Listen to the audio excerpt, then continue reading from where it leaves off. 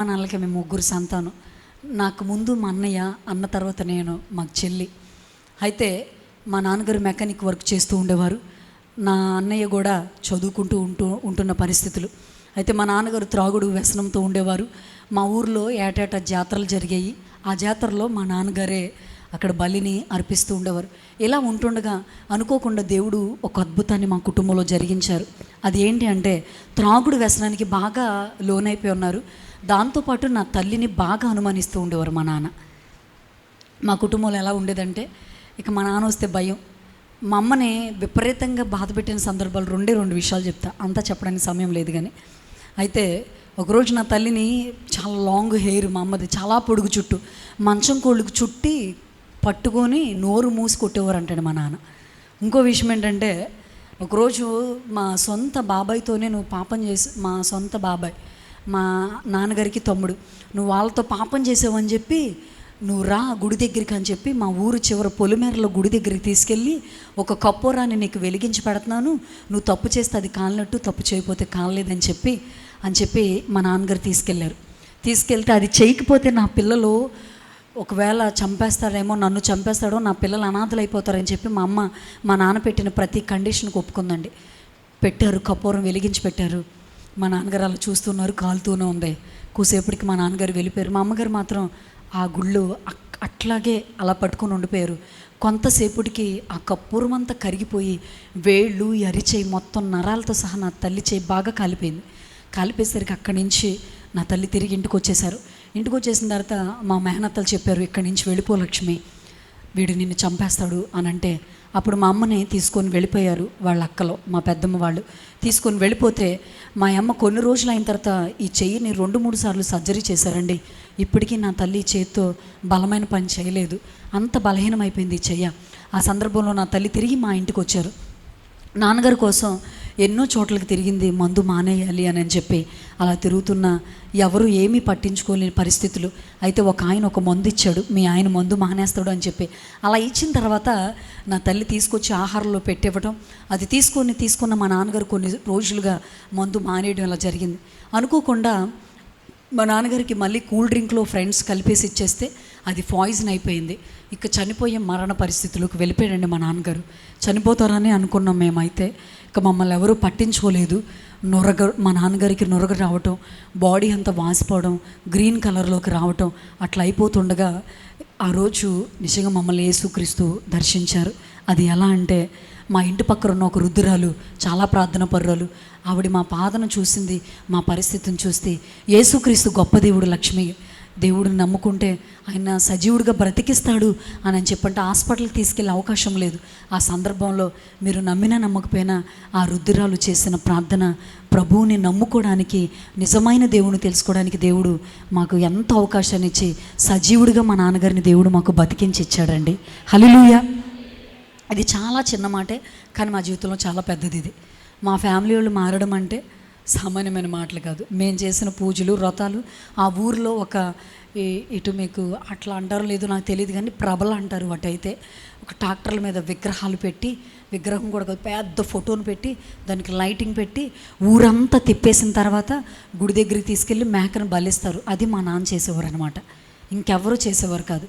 అలాంటిది మా తండ్రిని దేవుడు మార్చారు. అలా మార్చిన తర్వాత మందిరానికి వెళ్ళటం ప్రారంభించారు.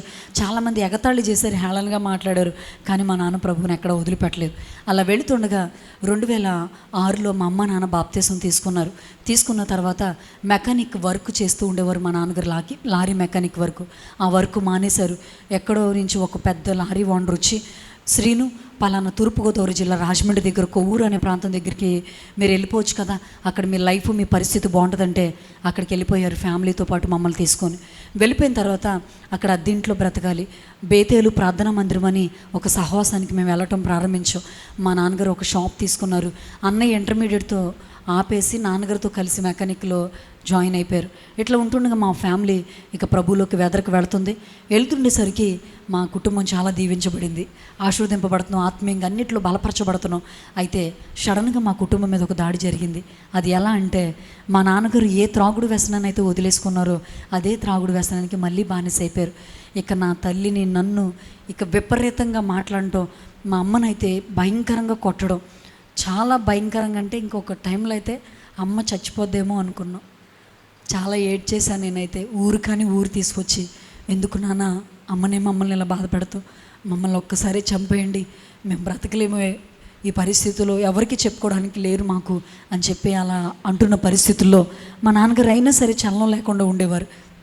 అలా ఉంటుండగా ఇక మా అమ్మ అనేది, ఎవరు మారినా సరే మీ నాన్న మారలేడమ్మా, మీ నాన్న మార్చడం అసంభవం, అది ఎవరు చేయలేరు అంటే నేను అప్పుడే బలపరచబడుతున్నాను. ఒకటే చెప్పాను, అమ్మ యేసయ్య మనసులు మార్చే దేవుడు అంట, హృదయాలు మారుస్తాడు కదా, ఖచ్చితంగా నాన్న కూడా మారుస్తాడమ్మా, ప్రార్థన చేద్దామని చెప్పాను. నా 10th క్లాస్ అయిపోయింది.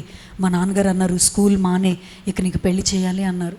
అప్పుడే పెళ్ళా నాన్న అని అంటే, మనలో త్వరగా పెళ్ళిళ్ళు అయిపోతే ఏదన్నా నాకు పరువు తక్కిన పని చేస్తే నేను బ్రతకలేను అని చెప్పి మాట్లాడేవారు. అలా ఉంటుండగా ఇక నా 10th క్లాస్తో నేను అట్లా ముగించేశాను. ప్రైవేట్గా చదివాను కానీ వేరే. అయితే మందిరానికి నేను దగ్గరగా ఉన్నాను. అలా వెళుతుండగా నా 18 సంవత్సరాల వయసులో నేను బాప్తీసం తీసుకున్నాను.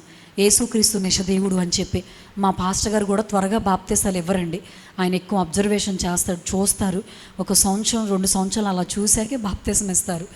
చాలా ప్రార్థన అన్నిట్లో బలంగా స్థిరపరచబడితేనే. అలాంటిది మా దైవజనులు నేను వెళుతున్న పరిస్థితిని బట్టి నన్ను చూసి నాకు బాప్తీసాన్ని ఇచ్చారు. 18 సంవత్సరాల వయసులో నేను యేసుక్రీస్తుని నిజ రక్షకుడిగా నేను అంగీకరించాను. అలా అంగీకరించిన తర్వాత మందిరానికి ఇంకా క్రమం తప్పకుండా నిజంగా పడిపోకుండా ఉండడానికి ఒక మొదట కారణం ఏంటంటే, 2 లోకంతో కాకుండా దేవుడితోనూ, 1 2 ఆత్మీయమైన పరిశుద్ధులతో సహవాసం చేస్తే, మందిరానికి దగ్గరుంటే ఒకవేళ బహుశా పడిపోయినా లెగడానికి అవకాశాలు ఉంటాయి. హల్లెలూయా. అలాగ దేవుడు నాకు చాలా అవకాశాలను కల్పించారు. ఇక మా ఇంట్లో పరిస్థితులు విపరీతంగా మారిపోతున్నాయి. మా నాన్నగారి కోసం చాలా ప్రార్థన చేశాను. ఒకరోజు ఇక మా నాన్నగారు మారాలని చాలా ఉపవాసాలు ఉన్నాను. అట్లా ఉంటుండగా మా మందిరంలోకి 3 రోజులు ఉపవాస ప్రార్థన జరుగుతున్నాయి.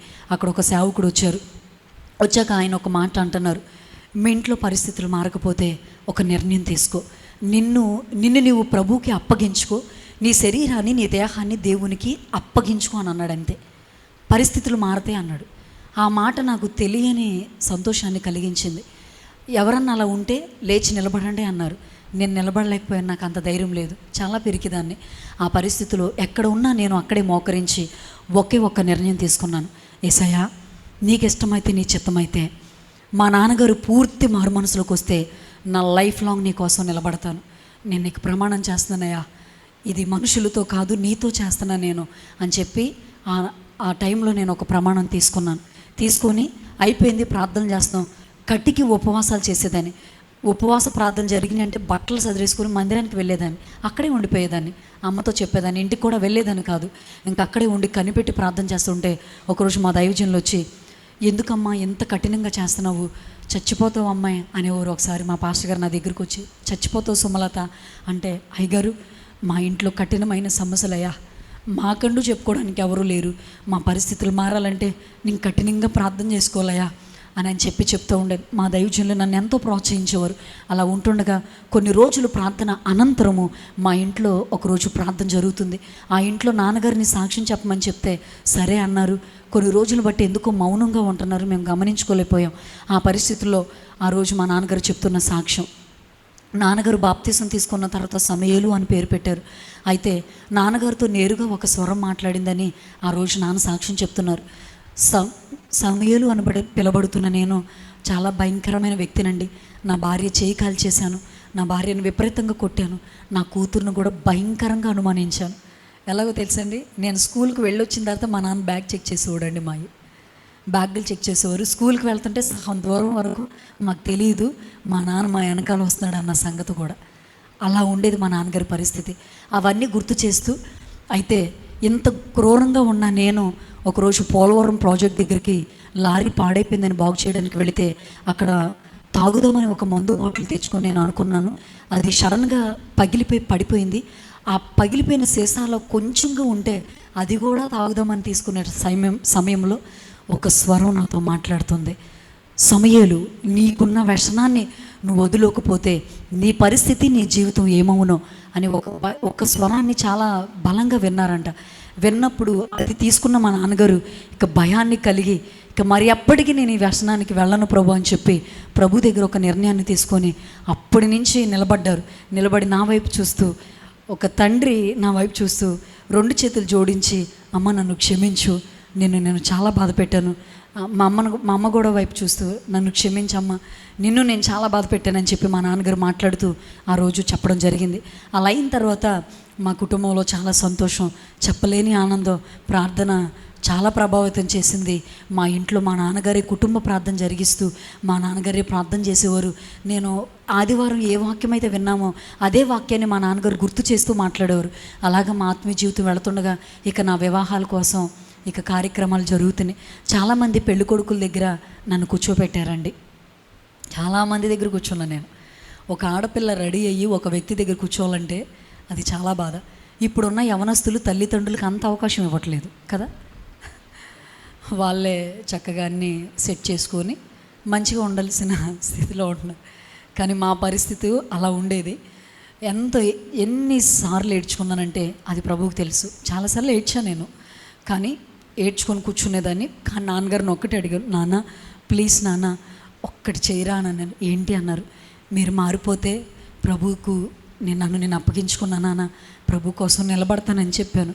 అయితే ఏం చేయమంటాను నాన్న, బాప్తిసం తీసుకొని ప్రభువులో స్థిరపడి ఆయన కోసమే ఎదురు చూస్తున్న ఒక అబ్బాయి నుంచి పెళ్లి చేయండి నాన్న, జాబు ఉద్యోగం ఇవేవి వద్దు నాన్న అంటే ఒక్కసారి మా నాన్న అన్నారు, మనలో అసలు బాప్తిసం తీసుకున్న వాళ్ళే లేరమ్మా, మనమే ముందు రక్షించబడ్డాం కదా ఇలాగా అని చెప్పి అన్నారు.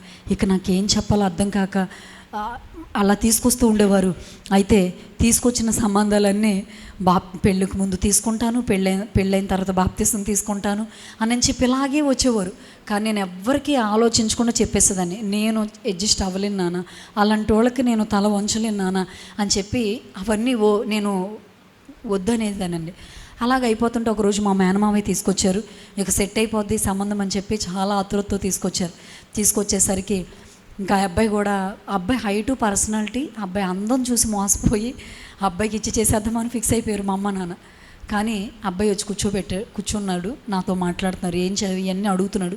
అయిపోయిన తర్వాత నేను అడిగాను ఒకే ఒక ప్రశ్న, మీరు బాప్తిసం తీసుకుని ఎన్ని సంవత్సరాలైంది, మీ రక్షణ అనుభవం ఏంటి అని అడిగాను.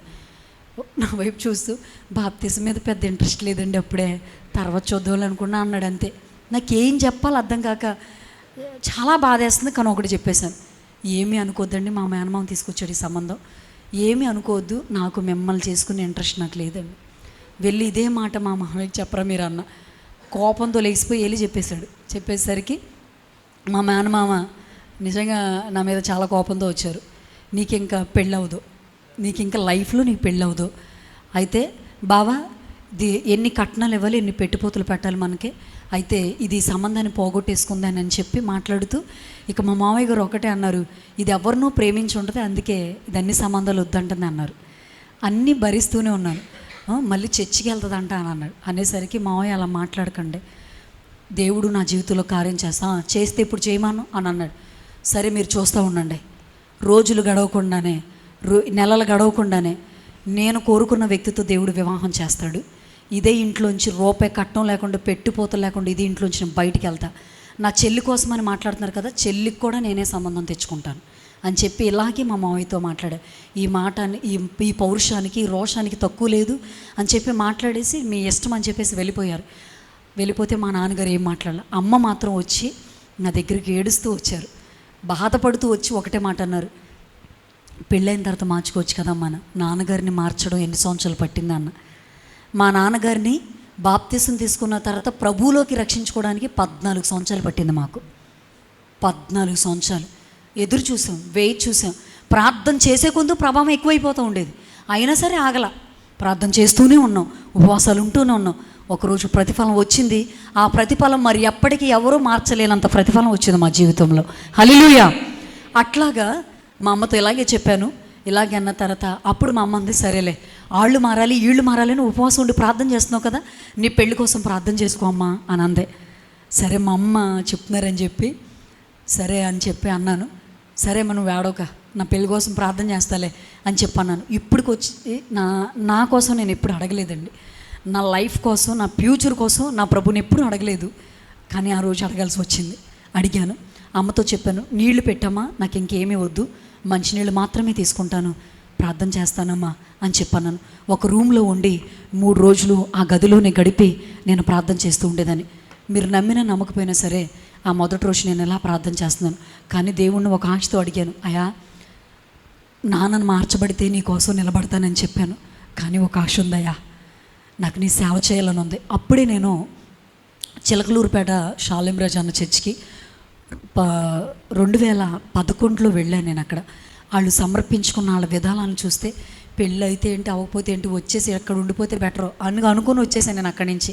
ఇక అదే ఫిక్స్ అయ్యి వచ్చాను నేను. కానీ ఇక్కడ చూస్తే పరిస్థితులు వేరుగా ఉన్నాయి. కానీ ప్రార్థన చేస్తాను. ఇక 2 అనుకున్నాను దేవుడి దగ్గర, అయ్యా నీ చిత్తం అయితే నేను సేవకి అర్హురాల్ని అనుకుంటే నా కోసం ఒక సేవకుడిని పంపించండి అని అడిగాను. రెండోది, లేదా నన్ను ఇలాగే సేవకు సమర్పించాను. నాకు వివాహం మీద అంతగా లేదు, ఇస్తే చేస్తాను, ఒకవేళ నీ చిత్తమైతే నేను సేవకుని చేసుకుని నీ సేవ చేస్తాను, లేదా ఇట్లాగే నీ సేవ చేస్తాను ప్రభా అని చెప్పి ఒక నిర్ణయం తీసుకొని ప్రార్థన చేస్తాను. మొదటి రోజు అలాగే అడిగాను, రెండో రోజు ఇలాగే బైబిల్ పట్టుకొని ప్రార్థన చేస్తున్నాను. దర్శనాలు కళ్ళంటే అసలు నమ్మను నేను, కానీ నా జీవితంలో అదే స్టార్ట్ అయింది. ఎట్లా అంటే ఇలాగే బైబిల్ పట్టుకొని ప్రార్థన చేస్తున్న నేను ప్రభు నాతో తెల్లవారుజామున మాట్లాడుతున్న విషయం, ప్రభు మాట్లాడతాం కాదు కానీ నాకు కనపడుతుంది ఒక దృశ్యం. ఒక పెద్ద తాటేకిల్లు, చుట్టూరు కొండలు, తాటేకిల్లు కొండలు. ఈ దృశ్యం 2 రోజులు కనపడింది. 3వ రోజు కూడా అలాగే కనిపించింది. అయిపోయిన తర్వాత ప్రార్థన చేశాను, ప్రభువుని అడిగాను. నాకు అసలు ఏమీ అవగాహన లేదు. మా పాస్టర్ గారి దగ్గరికి వెళ్ళిపోయాను నేరుగా. అయ్యా ఇలా నాకు దర్శనం వచ్చిందంటే ఆయన కూడా ఏమీ చెప్పకుండా నవ్వుతున్నాడు. ఆయన పక్కన ఉన్న నా వ్యవనస్తులేమో హేళన చేసినట్టుగా మాట్లాడుతున్నారు, అబ్బో దీనికే వచ్చిందంట అని అన్నట్లుగా. కానీ నేనేం పట్టించుకోలేదు. కానీ నేను మర్చిపోలేదు, దాన్ని గుర్తుపెట్టేసుకున్నాను. అట్లా ఉంటుండగా చిన్నపిల్లలు CBC క్లాసులు నడిపించేదానండి. ఆ ప్రోగ్రాం నిమిత్తం నా సొంత ప్రాంతం ఆత్కూరు వెళ్ళాను. నేను పుట్టిన ప్రాంతం కృష్ణా జిల్లా విజయవాడ దగ్గర ఆత్కూరు అని ఆ ప్రాంతం అనమాట. ఆ ప్రాంతానికి నేను వెళ్ళాను. 500 మంది పిల్లలకి అక్కడ ఒక రిట్రీట్ నడిపిస్తున్నాను. అలా నడిపిస్తుండగా అక్కడ వెళ్ళిన తర్వాత ఒక ఫ్యామిలీ నన్ను చూశారు. ఈ అమ్మ అయితే మా అబ్బాయికి బాగుంటుందని చెప్పి వాళ్ళే మాట్లాడేసుకొని ఒక ఫోటో మా ఇంటికి పంపించారు. నేను ఇంటికి వచ్చేసాను. వచ్చేసిన తర్వాత ఆ ఫోటో మా నాన్నగారు చూసి, అబ్బాయి నల్లగా ఉన్నాడు, అస్సలు చేయను అన్నాడు. అదో కండిషన్ పెట్టారు. రెండోది, కాదు నాన్న ఏం చేస్తారు నాన్న అన్న. అబ్బాయి పాస్టర్ గారు అంట అన్నాడు. నాన్న పాస్టర్ గారా, ఇది కేవలం దేవుడు తీసుకొచ్చిందే సంబంధం నాన్న, చెప్పు ఓకే చెప్దాం నాన్న అంటే, ఎవరికైనా చేస్తారు కానీ పాస్టర్ గారికి చేయను అన్నాడు. ఎందుకు నాన్న అంటే, వాళ్ళు పడే కష్టాలు చాలా కష్టమమ్మా, నేను చూడలేను ఆ బాధలు అని చెప్పన్నారు. అది కాదు నాన్న, 3 రోజులు ప్రార్థన చేద్దాం నాన్న, ప్రభు దగ్గర కనపడదాం నాన్న అని అంటే, సర్లేని చెప్పి దానికి ఒప్పుకున్నారు. నాతో పాటు నా తండ్రి, నా అన్నయ్య, నా చెల్లి అందరం కలిసి, మీరు నమ్మినా నమ్మకపోయినా మా కుటుంబంలో మేము ప్రార్థన చేస్తామండి. ప్రార్థన చేసిన తర్వాత దేవుడు తన చిత్తాన్ని బయలుపరిచారు. ఏంటి 3 రోజుల్లో చిత్తం బయలుపరచబడిపోద్దండి అని మీరు అనుకోవచ్చు, కానీ నా జీవితంలో దేవుడు జరిగించాడు. అలా నేను నమ్మాను, విశ్వసించాను కాబట్టి ఆ పరిస్థితుల్లో అయిపోయింది. అయితే సునీల్ గారని వాళ్ళు మేము ఎక్కడైతే పుట్టి పెరిగామో వాళ్ళు కూడా అక్కడే, కాకపోతే వీధులు తేడా. అయితే ఆయన నన్ను చూడడానికి వచ్చారు. ఆ దైవజనుడు నన్ను చూసి మొట్టమొదటిగా ఎవ్వరూ ఎప్పుడు అడగిన ప్రశ్న ఒకటి అడిగారు, అమ్మా నేను అడవుల్లో సేవ చేస్తాను, అయితే నాకు కట్నాలు వద్దమ్మా, నాకు పెట్టుపోతులు ఇవేమీ వద్దు, మిమ్మల్ని ఇచ్చి పంపిస్తే వివాహం కూడా నేనే చేసుకుంటాను అని అన్నారు. నన్ను చేసుకోవడం మీకు ఇష్టమేనా అని ఒక్క ప్రశ్న అడిగారు. కన్నీళ్లతో ప్రార్థన చేసుకుంటూ ఆయన ఎదురుగా కూర్చొని ఒక్కటి అడుగు వెళ్ళాను. ఆనాడు ఎస్తేరుకి దయ కలిగించేలా నువ్వు చేసావు ప్రభా తన మీద, నీ చిత్తమైతే ఆ దైవజనుడు నాతో మాట్లాడుతున్నప్పుడు ఆ సేవకుడు కూడా అలాంటి రీతిగా పలికించను అన్నప్పుడు నేను అలాగే కూర్చుంటే ఒక్క మాట ఇంకా నేనేమి చెప్పలేకపోయాను, అయ్యా మిమ్మల్ని నాకు చేసుకోవడం ఇష్టమే అని చెప్పాను. అలా అనిన మరుక్షణమే దేవుడు చూస్తుండగా మా యొక్క పరిస్థితిని ఎదరికి తీసుకువెళ్తూ అనుకోకుండా, అయితే మా ఫ్యామిలీ ఎలా అయితే రాజమండ్రి దగ్గర కొవ్వూరు వచ్చేసామో, సునీల్ గారి ఫ్యామిలీ కాకినాడ వెళ్ళిపోయారండి వాళ్ళ ఉద్యోగ పరిస్థితి నిమిత్తం. అయితే అనుకోకుండా ఒకే ఊరిలో పుట్టి పెరిగిన దేవుడు ఈ రీతిగా మమ్మల్ని జత చేశారు. అయితే ఆగస్టు 2015 ఆగస్టు 27వ తారీఖున సునీల్ గారితో నా పరిశుద్ధ వివాహాన్ని దేవుడు జరిగించాడండి. అట్లా నా వాళ్ళందరికీ ఆ వివాహాన్ని ఆపాలని ఎన్నో ప్రయత్నాలు, మళ్ళీ అంత గొప్ప సంబంధం వచ్చిందని. ఆ కుటుంబానికి అసలు నేను అర్హురాలిని కాదు, కానీ దేవుడు ఆ కుటుంబంలోకి నన్ను పంపించారు. అలా అయిపోయిన తర్వాత ఆయన ఏజెన్సీలో సేవ చేస్తానని చెప్పారు కదండి. ఆ సేవా పరిచర్య సునీల్ గారిది కాదు, ఆయన స్థాపించలేదు. సునీల్ గారు తాతయ్య గోపాలరావు గారు, మిక్కిలినేని గోపాలరావు గారు అని చెప్పి ఆయన ఒక అన్నపూర్ణ స్టూడియోలో ఎడిటర్గా ఉండేవారండి. ఆ యొక్క పరిస్థితుల్ని చేస్తున్న విధానం అట్లా ఉంటుండగా ఇలాంటి ఒక ఇన్స్టిట్యూట్ ఉండేదంట, ఒక పెద్ద ఇన్స్టిట్యూట్. ఆ ఇన్స్టిట్యూట్లో అగ్ని ప్రమాదం వల్ల అతను మంటల్లో పడి కాలిపోయారు. అయితే హాస్పిటల్కి తీసుకెళ్తే చనిపోతారని రిపోర్ట్స్ వచ్చేసినాయి. అయితే కొంతమంది ప్రార్థనా పరులు కొన్ని రోజులు ఆయన కోసం ప్రార్థన చేయగా దేవుడు అతన్ని సజీవుడిగా బతికించాడండి. రిపోర్ట్స్ అన్నీ నార్మల్గా వచ్చినాయి. అట్లాగా దేవుడు అతన్ని ఏర్పరచుకున్న పరిస్థితుల్లో అతనితో ఒకరోజు దేవుడు మాట్లాడుతున్నాడు, గోపాల్, నా నిమిత్తం నువ్వు నా పని చేయాలి అని అంటే, నువ్వెవరు ప్రభువా అని అంటే, నేను ప్రభుని యేసుక్రీస్తుని, నువ్వు నా పని చేయాలి. అవునా, నువ్వు నిజంగా యేసుక్రీస్తు అయితే నన్ను చూసావా? అంతా నా టోటల్ బాడీలో కాలిపోయిన మచ్చ, నన్ను చూస్తే జనం భయపడుతున్నారు. నువ్వు నిజంగా దేవుడు అయితే, నువ్వు నిజంగా యేసుక్రీస్తు అయితే నా బాడీలో ఇంత కాలిపోయిన మచ్చ లేకుండా తీస్తే నువ్వు దేవుడని ఒప్పుకుంటాను, నువ్వేం చెప్తే అది చేస్తాను, నువ్వే వదిలేమంటే అది వదిలేస్తాను అని చెప్పన్నాడు. అలా తీసుకున్న తర్వాత మనిషి ఛాలెంజ్ కన్నా దేవుడు ఛాలెంజ్ చాలా గొప్పది. నువ్వు ఎవరితో అయినా పెట్టుకోవచ్చు కానీ అసలు వద్దు, దేవుడితో పెట్టుకోవడం చాలా కష్టం. ఏమండి, ఆ పరిస్థితుల్లో ఆయన ఆ నిర్ణయం తీసుకొని నిలబడ్డారు. నిలబడిన తర్వాత రోజులు గడుస్తుండగా, ఏళ్ళు గడుస్తున్నా ప్రభు చేసిన అద్భుతం ఏంటో తెలుసా? ఆయన మాట ఇస్తే అసలు తప్పడు, నువ్వు మారిపోయిన తప్పడు. ఆయన ఎట్లా చేశాడో తెలుసండి, ఒక్క పెది మీద తప్ప టోటల్ బాడీలో ఇంత కాలిపోయిన మచ్చ లేకుండా దేవుడు పూర్తి స్వస్థతలోకి ఆయన్ని తీసుకొచ్చారు. చప్పట్లు కొట్టి గట్టిగా దేవుడు నామని మహిమపడతామా? ఘనతంత ప్రభువుకి మాత్రమే వెళ్ళునుగాక. ఆమెన్. ఆ పరిస్థితులు అలా ఉంటుండగా ఇక ఆయన నిశ్చయించుకున్నారు, సేవకి వెళ్ళాలి. దేవుడు చెప్పేశాడు, ఎక్కడికి వెళ్ళాలో కూడా చెప్పాడు. కాకినాడ దగ్గర సామర్లకోట అనే ప్రాంతానికి ప్రభు వెళ్ళమని చెప్పాడు. అయితే తన భార్య దగ్గరికి వెళ్ళాడు, అమ్మాయి రా, ప్రభువైన యేసుక్రీస్తు నన్ను బ్రతికించాడు, ఇదిగో నా విధానం అంతా ప్రభువే మార్చాడు. అలాంటి దేవుడి కోసం మనం సేవ చేయాలి. దేవుడు నన్ను సామర్లకోట వెళ్ళమంటున్నాడు సేవ చేయడానికంటే తనకు ఒక పాప ఉంది. నేనా? కులం కానీ కులంలోకి వెళ్ళావు, మతం కానీ మతాన్ని అంటించేసుకున్నావు, నేను నా కూతురు ఇలా ఉండిపోతాం కానీ నీతో కలిసి రాము అని చెప్పారు. అట్లా అన్న తర్వాత ఇక 1-4 సార్లు అడిగాడు కానీ తన భార్య తనతో రాలేదు.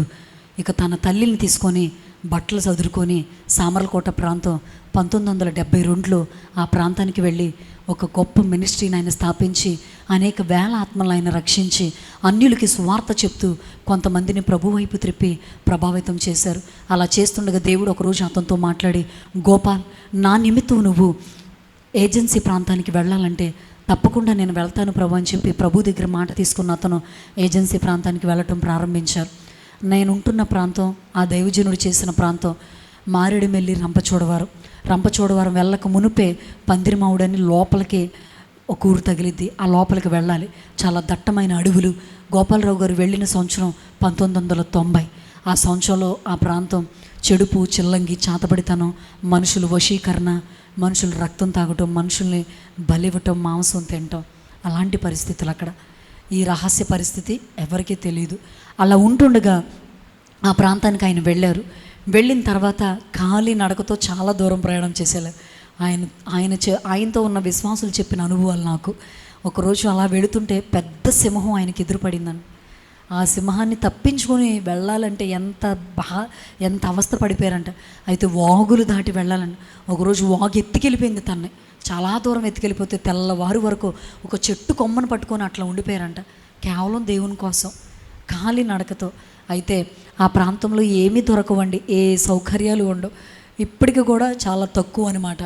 అయితే గోపాలరావు గారు వెళ్ళక మునుపు కూడా, అక్కడ వెళ్ళిన తర్వాత కూడా వాళ్ళకి సరిగ్గా ఆహారం అనేది దొరకని పరిస్థితులండి.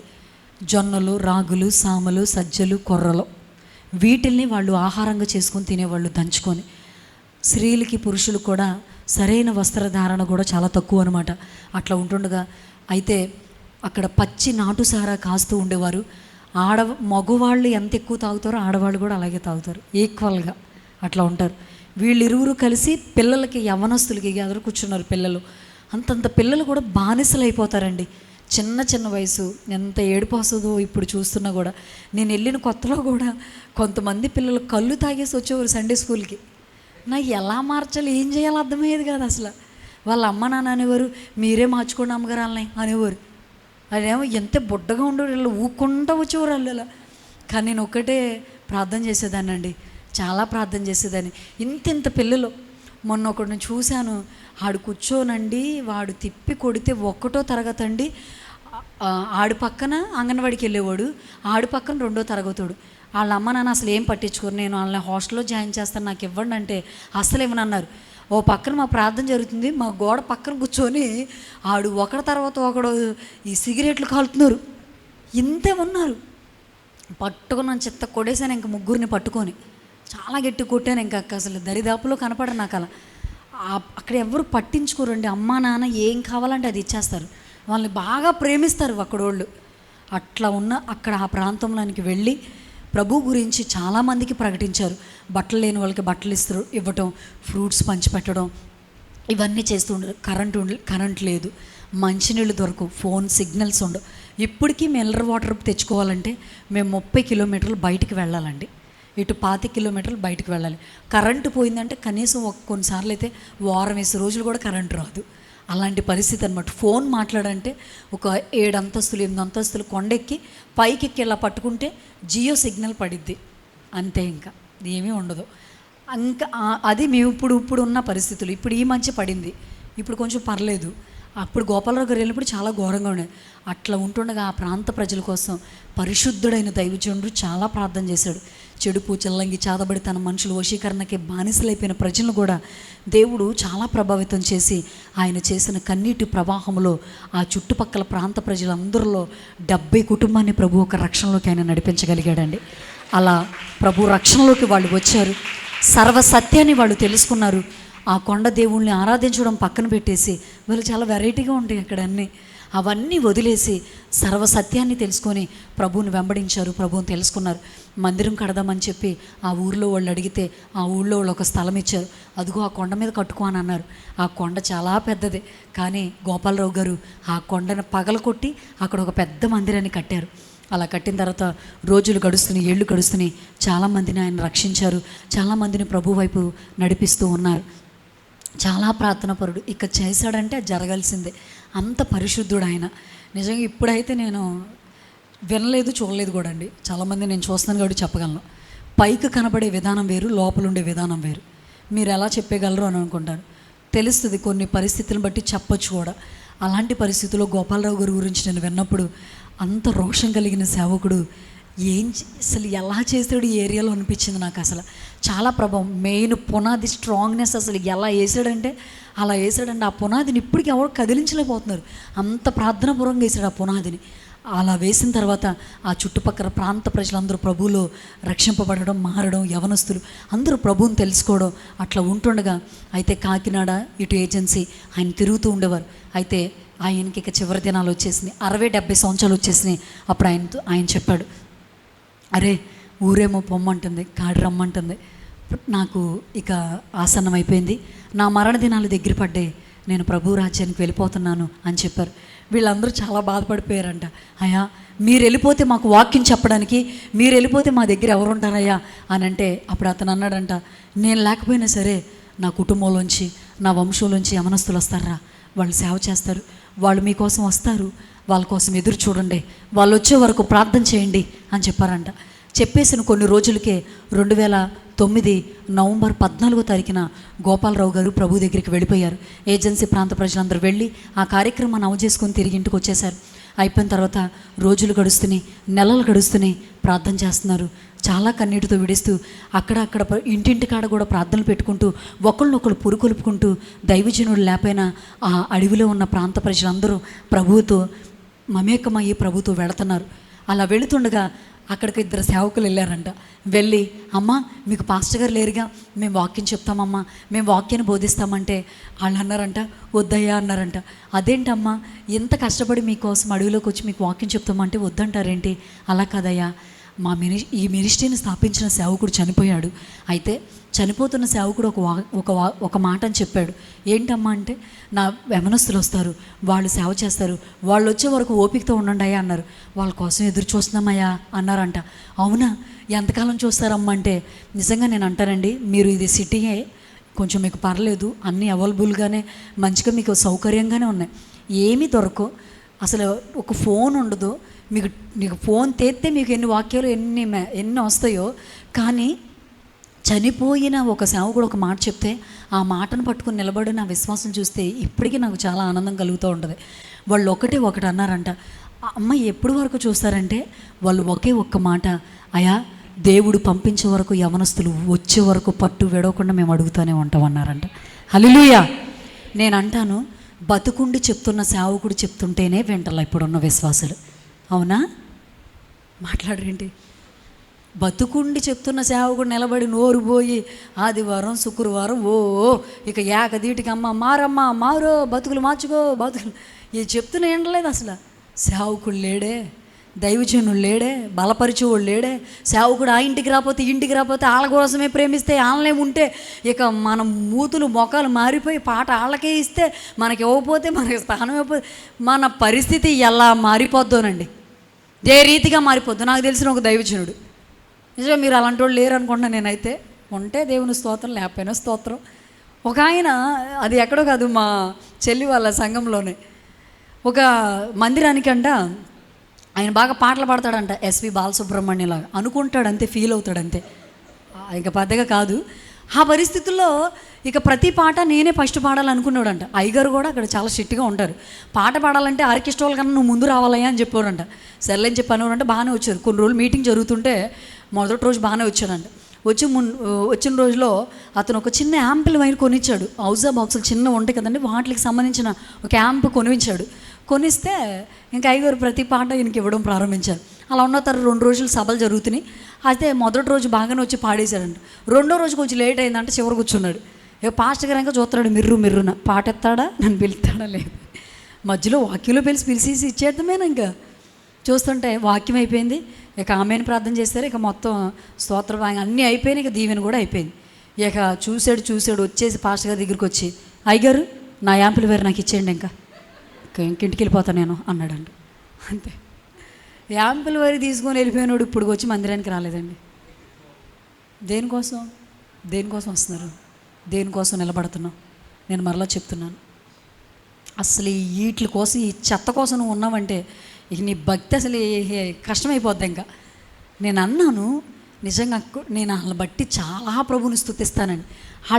ఆ ఏజెన్సీ ప్రాంత ప్రజలు ఎలాంటి వాళ్ళు తెలుసా? ఇజ్రాయేల్ ప్రజలు అయిపోయింది. దేవుడు కొడతాడు, వీళ్ళు లెగుతారు, మళ్ళీ ప్రభుకు వ్యతిరేకంగా లెగుతారు, మళ్ళీ కొడతాడు, మళ్ళీ ప్రభు దీవిస్తూ ఉంటాడు. అట్లా ఉంటుంది అక్కడ పరిస్థితి. కానీ అలా అందరూ కాదు, కొంతమంది అలా విశ్వాసంలో బలపరచబడి దేవుడి కోసం నిలబడి సేవకుడు వచ్చే వరకు ప్రార్థన చేస్తామని చెప్పి ఎన్ని రోజులు తెలుసా? 9 నెలలు సేవకుడు లేకుండా ఉన్నారు సంఘం. హల్లెలూయా. ఎన్ని నెలలు? 9 నెలలు దైవజనులు లేకుండా ఉన్నారండి వాళ్ళు. 9 నెలలు మాటలనుకున్నారా? ఒక్కరోజు 2 రోజులు లేకపోతేనే మనం వేరే చోట జంపు. ఇంకా ఆ పరిస్థితి అసలు. కానీ 9 నెలలు అలాగే కనిపెట్టుకొని చూసి ఉన్నారండి. ఎంత విశ్వాసం వాళ్ళకి. అట్లా ఉన్న తర్వాత సునీల్ గారు, అంటే నన్ను వివాహం చేసుకున్న సునీల్ గారు, అప్పటికి ఆయనకి సేవ అంటే తెలియదు. అంటే బాప్తిజం అయితే తీసుకున్నారు, వాళ్ళ తాతయ్య గారు సేవ చేస్తున్నారని తెలుసు, కానీ సేవ అంటే ఇంట్రెస్ట్ లేదు, ఇష్టం లేదు. ఆయన కాకినాడ పోర్టులో ఉద్యోగం చేసేవారు. ఆ ఉద్యోగం చేస్తుండగా తల్లిదండ్రులు మాట్లాడి, సునీల్ మీ తాతయ్య చనిపోయాడు, నువ్వే సేవ చేయాలి, నువ్వు ఇంటికి జ్యేష్ఠుడు వెళ్ళు అని అంటే, నేనా భుజాన్ని సంచి తగిలించుకొని ఆ ఇంటికి వెళ్ళనమ్మా నేను, అయినా నాకు మంచి ఉద్యోగం, నన్ను వెళ్ళమంటారేంటి? ఫోన్ ఉండదు, కనీసం తిండి దొరకదు, మంచినీళ్ళు ఉండవు, కరెంట్ ఉండదు, అక్కడికి నన్ను వెళ్ళమంటారేంటమ్మా అని చెప్పి మాట్లాడుతూ ఉండవు. ఇలా ఉంటుండగా ఇలా చెప్పగా ఆయన ఒకరోజు అన్నారంట, ఇంక భరించలేక వేరే ఉద్యోగం చూసుకుందామని వెళ్ళిపోతున్న పరిస్థితిలో నిజంగా దేవుడు ఆ వ్యక్తి కావాలనుకున్నాడంటే మొత్తం అన్నీ వంగదీసి ఇరిసేసి తీసుకొస్తాడు. అవునా కదా? మనమంటే అంత ఇష్టం దేవుడికి. హల్లెలూయా. అంత ఇష్టం మనమంటే. సేమ్ అపోస్తులైన పౌలులాగా. అపోస్తులైన పౌలు దేవుడికి కావాలి, కానీ చేసే పనులన్నీ వ్యతిరేకమే. అవునా కదా? ఎంత క్రైస్తవుల్ని హింసించాడు, దోషకుడు, హింసకుడు, హానికరుడు. కానీ అలాంటి వాడిని దేవుడు ఒకరోజు పట్టాడు, ఇక పట్టుకున్నాడు. దమస్కు పట్టణానికి వెళ్తుండగా, సౌలా ఎలా నన్ను హింసిస్తున్నావు, ఎందుకు నా ప్రజల్ని ఇలా బాధపడుతున్నావు అని సాసి కొట్టాడు. గుర్రం మీద నుంచి కింద పడ్డాక తెలుసుకున్నావు నువ్వు ఎవరయ్యా అని అడిగాడు. అప్పుడు వరకు యేసుక్రీస్తు గురించి చాలా విన్నాడు, చేశాడు. కానీ కొడితే కానీ ఆయనకి ఒక క్రమశిక్షణ అనేది రాలా. కొడితే కానీ ప్రభువుని నిజంగా తెలుసుకోలేదండి. ఈరోజు చాలామంది, నేను అంటాను, కొట్టించుకునేదాకా మనం వెళ్ళొద్దండి. హల్లెలూయా. కొట్టించుకునే పరిస్థితులు చెప్పొద్దు. ఒకవేళ దైవజనులు నేను ప్రోత్సహిస్తే ఖచ్చితంగా రండి, మీ తల్లిదండ్రులు చెప్పినప్పుడు వినండి, లోపడండి. మిమ్మల్ని ప్రోత్సహించినప్పుడు ఆ మాటకి ఖచ్చితంగా శిరస్సు వంచండి. ఖచ్చితంగా లోబడటం వల్ల ఆశీర్వాదం చాలా ఉంటుంది, దీవెన చాలా ఉంటుంది. ఆ పరిస్థితుల్లో దేవుడు సునీల్ గారితో ఒకే ఒక్క మాట మాట్లాడంట. సునీల్, ఏజెన్సీలో వాక్యం లేని నా ప్రజల కోసం నువ్వు వెళ్ళి వాక్యం చెప్పాలి. నువ్వు వెళ్ళని పక్షాన నీ కుటుంబ పరిస్థితి నువ్వు ఏమవుతుందో అని ఒకే ఒక్క మాట ప్రభు మాట్లాడారంట. అలా మాట్లాడిన తర్వాత సునీల్ గారు చాలా భయపడిపోయారంట. నాతో ఆయన పంచుకున్న విషయం అండి, మొట్టమొదటిగా నా పెళ్ళైన మొదటి రోజు ఆయన నాతో చెప్పిన విషయం ఇదే. దేవుడు నేరుగా మాట్లాడారంట అడవిలోకి వెళ్ళాలి అని. మాట్లాడేసరికి సునీల్ గారికి 21 సంవత్సరం వయసు. తన బట్టలు తీసుకొని 2010 ఆ యొక్క అడవిల ప్రాంతంలోకి వెళ్ళారు. వెళ్ళి ఆ ప్రాంత ప్రజల దగ్గరికి వెళ్ళంగానే వాళ్ళు చూసి, ఇక అమ్మ గోపాలరావు గారు మనోడిని సేవ చేయడానికి వచ్చాను, మీతో కలిసి నేను ఇక్కడే ఉండిపోతానంటే ఏడ్చారంట అండి. చాలా ఏడ్చుకొని ఆయన గట్టిగా పెద్దోళ్ళందరూ పట్టుకొని బాగా ఏడ్చారంట. అడవిలో ఎందుకు పనికిరాని మేము చేస్తున్న ప్రార్థన, ఆ అడవిలో చేసిన ప్రార్థన నేరుగా సింహాసనం దగ్గరికి వెళ్ళిందంట. హల్లెలూయా అని చెప్తూ ఆ ప్రార్థన అయ్యా నిన్ను నడిపించిందా అని చూసారా. అంటే ప్రార్థన దేన్నైనా కదిలించేద్ది, ఆమె కదిలించిద్ది ఖచ్చితంగా, ఇంకేది కదిలించదు. ప్రార్థన దేన్నైనా కదిలించిద్ది, దేన్నైనా మార్చిద్ది. ప్రార్థనే. ఆ పరిస్థితుల్లో ఇక ఆయన అక్కడికి వెళ్ళారు.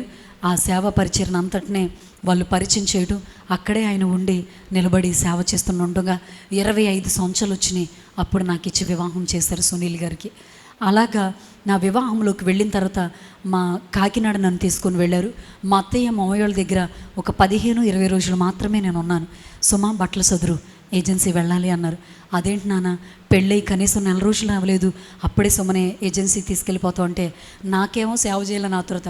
ఈవిడేంటి ఇలా మాట్లాడుతుంది, ఎప్పుడు వెళ్ళిపోదాం నేను అనుకుంటే అప్పుడే వెళ్ళొద్దా ఏంటి అని నేను. సునీల్ గారేమో ఆపుతూ ఉండేవారు, సుమా బాత్రూంలో ఉండు అక్కడ కట్టిస్తున్నాను సుమా అని చెప్పి ఆపుతూ ఉండేవారు. అలాంటి పరిస్థితుల్లో అనుకోకుండా నా పెళ్ళైన 20 రోజులకే సునీల్ గారు నన్ను ఆ ప్రాంతానికి తీసుకొని వెళ్ళారు. మీరు నమ్మినా నమ్మకపోయినా సరే అడవులు, కొండలు, ఏజెన్సీ ప్రాంత ప్రజల్ని నేను ఎప్పుడూ చూడలేదు. అదే నా మొదటి లైఫ్. ఇక అడుగు పెట్టబోతున్నాను. వెళ్ళాను, పందిరిమావుడని లోపలికి వెళ్తుండగా బండి మీద వెళ్తుండగా ఆయన నేను భయమేసి చాలా గట్టిగా పట్టుకున్నాను. ఏ సుమా ఏంటి అన్నారు. నాకు భయం వేస్తుందండి అడవిని చూస్తుంటే అన్నాను. భయపడొద్దు సుమా అని అన్నారు. కాదండి ఏమన్నా జంతువులు వస్తాయి అన్నారు. ఏమి ఉండవులేమ్మా నేనున్నాను కదా అని చెప్పన్నారు. చాలా దూరం ప్రయాణం చేసాం. ఒక పెద్ద ఘాటి సెక్షన్ ఎదురొచ్చింది. ఆ ఘాటి కొండ దాటి దిగిన తర్వాత ఘాటి పైన ఆపాడు ఆయన. సుమా ఇదిగో మనం ఎంత లోపల నుంచి వచ్చామో చూడు అని అన్నారు. అమ్మో నా గుండె దాడి వచ్చేస్తుంది, ఇక్కడి నుంచి వెళ్ళిపోదామండి త్వరగా అని చెప్పి నేను అనుకున్నాను. సరే వెళ్ళిపోదామని చెప్పి వెళ్ళిపోయాం. కరెక్ట్గా మా ఊరు తీసుకొని వెళ్ళారు. ఎర్రంరెడ్డిపాలెం అనే ఆ ప్రాంతానికి నన్ను తీసుకొని వెళ్ళారు. ఆయన తీసుకొని వెళ్ళంగానే నేను అడిగాను, ఏదండి మన ఇల్లు అంటే, సుమా ఇదిగో ఇదే మన ఇల్లు అని చూపించారు. ఆ ఇంట్లోకి నా బ్యాగ్ తీసుకొని వెళ్ళి అక్కడ పెట్టేసి బయటకు వచ్చి గట్టిగా ఏడ్చేశాను. కొండలో వర్షం పడుతుంది. సునీల్ గారు వచ్చేసారు. ఎందుకు ఏడుస్తావు ఏంటి అని చెప్పి ఇంట్లోకి వచ్చేసరికి నాకు ఏడుపు వస్తుందండి అన్నాను. ఎందుకు సుమా ఇల్లు నచ్చలేదా, భంగేస్తుందా అని చెప్పి అన్నారు. కాదండి ప్రభు చేసిన ప్రణాళిక గుర్తొస్తుంది అన్న. ఏంటి అని అంటే నా వివాహం కాకముందు నేను ప్రార్థన చేసుకున్న ఇల్లు, ఆ దర్శనం అదేనండి. ఒక పెద్ద తాటకింట్లోకి నేను ప్రవేశించబడ్డానండి. చాలా పెద్ద తాటకిల్లు ఆ ఇల్లు. ఆ ఇంట్లోకి వెళ్ళంగానే నా దర్శనం గుర్తొచ్చింది. ఏమండి దేవుడు ఎంత గొప్ప దేవుడు అంటే, మనుషులు మర్చిపోయిన దేవుడు మర్చిపోడు. దేవుడు నన్ను ఏంటి ప్రభా దాన్ని అర్థం చెప్పాయి అంటే నాకు ఏం చెప్పలా. ఆయన మౌనంగానే ఉన్నాడు. ఆ మౌనమే నన్ను తీసుకెళ్ళి అక్కడ కూర్చోబెట్టింది. దేవుడు ఆ రీతిగా చేశాడండి. ఆ ఇంట్లోకి వెళ్ళిన తర్వాత సునీల్ గారు నాతో ఇలా ప్రమాణం చేయమన్నారు. నాకు ఆశ్చర్యం అనిపించింది. ఇప్పుడు ప్రమాణాలు ఏంటంటే అలా మనం ఒట్టేసుకోవచ్చా అని చెప్పంటే, కాసు మనకు ఒక మాట ఇస్తావా అన్నారు. ఇస్తానండి అన్న. అంటే ఇక్కడ ఉన్న వాళ్ళు అమ్మగారు సిటీ నుంచి వస్తున్నారు, ఇక్కడ ఉండదు, ఈ అడవులోంచి వెళ్ళిపోద్ది అని చెప్పి మాట్లాడుతున్నారు. సుమా నాకు మాట ఇవ్వా, ఇక్కడి నుంచి ఈ ప్రాంతాన్ని వదిలేసి నన్ను వదిలేసి వెళ్ళాలని మాట ఇవ్వంటే, ఆ రోజు నేను అతనితో చెప్పా, మీకు కాదు నా ప్రభువుకి మాట ఇస్తున్నాను, మిమ్మల్ని కానీ ఈ సేవను కానీ ఎప్పుడు నేను వదిలేసి వెళ్ళనండి అని చెప్పాను. అలా అయిపోయిన తర్వాత ఇక మా సేవ ఎదురుకు వెళుతుంది. ఇలా చేస్తున్నాము. నేను 6వ నెల ప్రెగ్నెంట్తో ఉన్నాను 2016లో. అలా ఉన్న తర్వాత మా నాన్నగారు నా దగ్గరికి వచ్చారు. వచ్చి నా పరిస్థితులు అంతా చూసి, అమ్మ నువ్వు ఒక్కదానివే ఉంటున్నావు కదా, నేను సేవ చేస్తానమ్మా, నేను నీ దగ్గరకు వచ్చేస్తానమ్మా అంటే ఆ మాటను పట్టుకొని నేను చాలా ఏడ్చాను. ఒకప్పుడు మా నాన్నైనా ఇలా ఉన్నారు, ఇప్పుడు ఏంటి సేవ చేస్తానంటున్నారా అనేసరికి చాలా ఏడ్చుకున్న. నాన్న మిమ్మల్ని దేవుడు ఎంత ప్రభావితం చేశాను నాన్న అంటే, అవునమ్మా నేను సేవ చేస్తాను నేను కూడా అని చెప్పన్నారు. సరే నాన్న తప్పకుండా మీరు నా దగ్గరకు వచ్చేస్తారు అని చెప్పాను. అయితే అప్పటికి మా నాన్నగారు ఒక లారీ తీసుకున్నారు. ఆ లారీ మీద ఒక డ్రైవర్ని పెట్టి తిరుగుతూ ఉన్నవారు. అట్లా తిరుగుతుండగా ఒకరోజు మా నాన్నగారు మహబూబ్ నగర్ అనే ఆ ప్రాంతానికి లారీ తీసుకొని వెళ్ళారు. అనుకోకుండా ఆ లారీ పాడైపోయిందని చెప్పి ఆ లారీకి సంబంధించిన పార్ట్స్ తీసుకొని విజయవాడ వస్తున్నారు. విజయవాడ వస్తుండగా మా జీవితంలో ఇక మొదలైపోయినాయి. కోలుకోలేని దెబ్బలో ఇక స్టార్ట్ అయిపోయిన పరిస్థితులు. అయితే మా నాన్నగారు ఆ బొలోరా అనబడుతున్న వ్యాన్లో మన ఆ ట్రాక్టర్ ఇంజిను కొన్ని ఉన్నాయంట, అవి లారీ గేర్ బాక్స్ అంటారు, అవి ఇవన్నీ తీసుకుని విజయవాడ వస్తున్నారు మా నాన్నగారు. అయితే నైటు డ్రైవర్ 90-80 స్పీడ్లో వెళ్తున్నాడు. మా నాన్నగారు వెనకాల కూర్చున్నారు. జస్ట్ కొంచెం కనురెప్పేసేసరికి ఒక్కసారిగా బొలోరో వ్యాన్ 2 పల్టీలు కొట్టేసింది. 2 పల్టీలు పడేసరికి ఎదురు కూర్చున్న డ్రైవర్ పక్కకు పడిపోయారు. అతను పారిపోయి వెళ్ళిపోయాడు. ఎదురు కూర్చున్న ఇంకొక అబ్బాయి కాలు చెయ్యి ఇంజిన్లో ఇరికిపోయింది. కానీ వెనకాల కూర్చున్న మా నాన్నగారు సడన్గా ఒక్కసారిగా ఇలా బోర్లా పడిపోయేసరికి ఆ ట్రాక్టర్ ఇంజిను వచ్చి మా నాన్నగారు తల మీద పడిపోయి స్పాట్లో మా నాన్నగారు మెదడు తల చితికిపోయి అక్కడికక్కడ మా నాన్నగారు చనిపోయారండి. అలా చనిపోయినప్పుడు నేను 6వ నెల ప్రెగ్నెంట్ ఉన్నాను. ఆ యొక్క సంఘటన నేను ఊహించుకోలేకపోయాను. మా నాన్న అంటే చాలా ధైర్యం. ఇప్పటికీ మా నాన్న లేని పరిస్థితులు మాకు చాలా గుర్తొస్తూ ఉంటాయి. ఆయన ఉంటే మమ్మల్ని ఎంత ప్రేమించేవాళ్ళో, కానీ మా నాన్న లేకపోయేసరికి మమ్మల్ని అందరూ వదిలేశారు. ఆ పరిస్థితిలో నాన్నగారు చనిపోయారన్న సంగతి అమ్మకి చెల్లికి తెలియదు. కానీ ఆ వార్త నాకు తెలిసింది. నేను ప్రెగ్నెంట్తో ఉన్నాను. నా కడుపు అంతా బీసుకుపోయింది. అసలు ఏం మాట్లాడుతున్నా ఏం చేస్తున్నా నాకు అర్థం కాల. కానీ ప్రభువుని అడుగుతూనే ఉన్నాను. నాన్నగారు సమాధి కార్యక్రమం అయిపోయింది. తిరిగి నేను కొవ్వూరు వచ్చేసాను. అక్కడి నుంచి నా అమ్మతో చెప్పాను, అమ్మ నేను ఏజెన్సీ ప్రాంతం వెళ్ళిపోతాను, ప్లీజ్ నన్ను అక్కడ పంపించమ్మ అంటే, నా పెళ్ళైన 8 నెలలకే అన్నయ్యకి పెళ్లి చేశారు. సొంత మేనమామ కూతురు నుంచి పెళ్లి చేశారు. అలాగా వాళ్ళు అక్కడ ఉన్నారు. అమ్మ నాతో పాటు కలిసి ఏజెన్సీ వచ్చేసారు సునీల్ గారి దగ్గరికి. అయితే మా ఇల్లు తాటేకిల్లు అని చెప్పాను కదండి, ఇప్పటికీ అదే. ఎందుకంటే నాన్ ట్రైబల్స్ అక్కడ ఇల్లు కట్టుకోవడానికి అవకాశాలు ఇవ్వరు. వాళ్ళు ఒప్పుకోవాలి ఇవ్వాలి అని అంటే అలా ఒప్పిస్తున్నాను. కానీ ఎవరో ఒకరు ఆటంకం పెడుతూనే ఉన్నారు. కానీ ఇస్తే కడతాను, లేకపోతే లేదు. అది కూడా సేవకుల కోసమే అని అనుకున్నాను. కానీ అదే ఇంట్లో ఉంటున్నాను. అదే పరిస్థితుల్లో ఇక నేను మళ్ళీ ఆ ప్రెగ్నెంట్తో ఉన్న నేను అది తాటేకింట్లో పడుకోలేక చర్చిలో, మాది చిన్న రేకుల షెడ్ అండి, ఆ చర్చిలో నన్ను మా విశ్వాసులు ఒక మంచం వేస్తే ఆ పట్టి మంచం మీద నేను పడుకున్నాను. చూస్తుండగా నెలలు గడిచిపోయినాయి. అయితే నాకు నెలలు నిండిపోయినాయి. బాబు సుమనే రేపే హాస్పిటల్కి తీసుకెళ్ళాలంటే, సరే అత్తయ్య బట్టలు సదిరండి అన్నారు. అయితే ఆ రాత్రి మేము ప్రార్థన చేసుకొని పడుకొని ఉన్నాను. ఆ మంచం మీద పడుకున్న నేను రాత్రి 1:12 నేను లెగిసాను. లెగిసి వాష్రూమ్కి వెళ్ళాను. వెళ్ళి వచ్చి మంచం మీద పడుకున్నాను. ఏం జరిగిందో నాకు తెలియదండి. సడన్గా నాకు ఫిడిస్ వచ్చింది. గురకు వాతం అంటే 100లో ఒక్కళ్ళకి వస్తుందంట. అది నాకు మోషన్ అయిపోయింది. ఆ పరిస్థితిలో పైకి కింద కొట్టుకుంటున్నాను. అమ్మ సునీల్ గారు తప్ప ఎవ్వరూ లేరు. నన్ను పట్టుకొని కారులో ఎక్కించి బయట రంపచోడవరం గవర్నమెంట్ హాస్పిటల్కి తీసుకెళ్లారు. వాళ్ళు చూసి ఈ అమ్మాయి బీపీ, ఈ అమ్మాయి ఫిడిస్ తగ్గడానికి ఇంజెక్షన్ ఇస్తాం, త్వరగా ఈ అమ్మాయిని రాజమండ్రి తీసుకెళ్ళిపోండి అని చెప్పారు. వాళ్ళే అంబులెన్స్ నుంచి పంపిస్తే రాజమండ్రి గవర్నమెంట్ హాస్పిటల్లో నన్ను జాయిన్ చేశారు. ప్రైవేట్కి తీసుకెళ్ళడానికి అవకాశాలు లేవు. ఆ పరిస్థితులు వాళ్ళు చూసి ఈ అమ్మాయి బీపీ కంట్రోల్ అవ్వట్లేదు, కాకినాడ తీసుకెళ్ళిపోండి అన్నారు. కాకినాడ తీసుకెళ్తే అసలు అంబులెన్స్లో నుంచి దించలేదు. ఏంటి అని అడిగారు. ఇలా ప్రెగ్నెంట్ లేడీ అండి, ఇది ప్రాబ్లం అని చెప్తే ఇంటికి తీసుకెళ్ళిపోండి అంటున్నారు, బ్రతికే ఛాన్సెస్ ఉండవు అన్నారు. అయితే అమ్మ సునీల్ గారు కాళ్ళ ఏళ్ళ పడ్డారు. అయినా వాళ్ళు ఒప్పుకోవట్లేదు. తర్వాత మామయ్య గారు వచ్చి రికమెండేషన్ చేస్తే అప్పుడు వాళ్ళు జాయిన్ చేసుకున్నారు. సునీల్ గారిని పిలిచి సైన్ చేయమన్నారు. తల్లి అయినా బతికిది, బిడ్డ అయినా బతికిది, ఇద్దరు ఎవరో ఒకరు చనిపోతారంటే వాళ్ళు చెప్పినట్లుగానే సాయంత్రం నాకు డెలివరీ రూమ్లోకి తీసుకెళ్లారు. అయితే నాకు నార్మల్ డెలివరీ అయిందండి. 3 కేజీల పాప నా కాళ్ళ దగ్గర చనిపోయి పుట్టింది. చనిపోయిన పాపనే సునీల్ గారికి ఇచ్చేశారు. అలా అయిపోయిన తర్వాత 3 నెలలు నేను అత్తయ్య మామయ్యల దగ్గర, అమ్మ వాళ్ళ దగ్గర ఇలా ఉండి మళ్ళీ పరిచర్య నిమిత్తం మళ్ళీ ఏజెన్సీ వెళ్ళిపోయాను. మళ్ళీ 2019లో మళ్ళీ ప్రెగ్నెంట్తో ఉన్నాను. సునీల్ గారు అన్నారు, ఈ ప్రాంతం నీకు పడట్లేదు సుమా, సెట్ అవ్వట్లేదు సుమా, అత్తయ్య దగ్గరికి వెళ్ళిపో, డెలివరీ అయిన తర్వాత వద్దులే అంటే 3వ నెలలోనే అమ్మ వాళ్ళ దగ్గరికి వచ్చేసాను. అయితే సునీల్ గారు చాలా ఇబ్బంది పడుతూ ఉండేవారు. అక్కడికి నేను వెళ్ళిపోయిన తర్వాత జరిగిన విషయం ఏంటంటే, సునీల్ గారు అక్కడ ఒక సభ జరుగుతుంది, March 5th అని. చాలా పెద్ద సభ జరిగిద్ది. చుట్టుపక్కల 7 మండలాల ప్రజలు అక్కడికి వస్తారు. అయితే ఆ కూడి కవర్ చేసుకుని నా దగ్గరికి వచ్చారు. నాకు 9వ నెల వచ్చేసింది. 2020 March 4వ తారీఖు నా డెలివరీ డేట్ ఇచ్చారు. అయితే అప్పటికి నాకు డెలివరీ అవ్వలేదు. సునీల్ గారు వచ్చేసారు. సుమా, ఇక నేను ఎక్కడికి వెళ్ళను, నీకు డెలివరీ అయ్యే వరకు ఇక్కడే ఉంటానమ్మా అనేసరికి, ఏమండి రేపే హాస్పిటల్కి వెళ్దామని చెప్పాను. సరే అని చెప్పి మేము ప్రేయర్ చేసుకొని పడుకున్నాం. తెల్లవారుతుంది, మరలా నాకు కడుపంతా నొప్పి వచ్చి పెయిన్ స్టార్ట్ అయినాయి. సుమా, నీకు బాబు పుడతాడు, వాడిని నేను ఎత్తుకుంటాను అని చెప్పారు. అట్లా అన్న తర్వాత మేము హాస్పిటల్కి వెళ్ళిపోయాం. డాక్టర్ దగ్గరికి వెళ్ళేసరికి చెక్ చేశారు. ఏమీ తెలియట్లేదండి, బయట స్కానింగ్ సెంటర్కి తీసుకెళ్ళండి అన్నారు. వాళ్ళు కూడా చెక్ చేసి ఇచ్చారు. రిపోర్ట్స్ వచ్చినాయి. ఏంటి అని అడిగితే, లోపల బేబీ కదలికలు లేవండి అని చెప్పారు. ఆ రిపోర్ట్స్ తీసుకొని కంగారు పడుతూ ఆందోళనతోనే డాక్టర్ దగ్గరికి వచ్చాం. అవి చూపించిన తర్వాత అవి చూసి మళ్ళీ ఆవిడ చెక్ చేసి, సారీ అండి, లోపల బేబీ చనిపోయింది అని అన్నారు. అనేసరికి ఏం మాట్లాడాలో నాకు అర్థం కాలేదండి. పాప లోపల బేబీ చనిపోయింది అనగానే ఇక ఆపరేషన్ చేసి, అంటే ఈ అమ్మాయికి క్రాస్గా బేబీ తిరిగిపోయిందండి, పెద్ద ఆపరేషన్ చేసి బేబీని బయటికి తీయాలని చెప్పారు. అనేసరికి ఇక కొంతసేపట్లో నాకు డెలివరీ చేస్తారు. నన్ను ఒక మంచం మీద పడుకోబెట్టారు. ఆ బెడ్ మీద పడుకున్న నేను, సునీల్ గారు నా పక్కనే కూర్చున్నారు. మనకే ఎందుకు ఇలా జరుగుతుందని నేను అడగట్లేదు సుమా, కానీ తట్టుకునే శక్తి ఇమ్మని చెప్పి దేవుణ్ణి అడుగు అన్నారు. వాస్తవానికి నేను కూడా అదే అడుగుతున్నాను.